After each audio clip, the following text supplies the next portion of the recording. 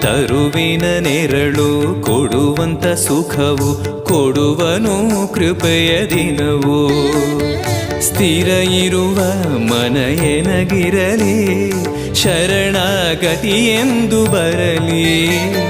ಭಗವಂತನ ಪ್ರಿಯ ಮಗನಿವನ, ಸಾರಿ ಬದುಕು ಇರಲಿ.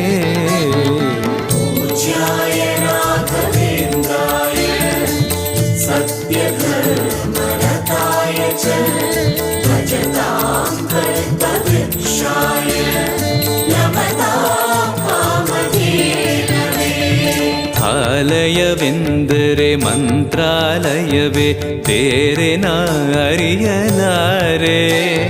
ರಾಜನು ಎಂದರೆ ಶ್ರೀ ಗುರು ರಾಜನೇ, ಮತ್ತು ನಾ ತಿಳಿಯಲಾರೆ. ಆಲಯವೆಂದರೆ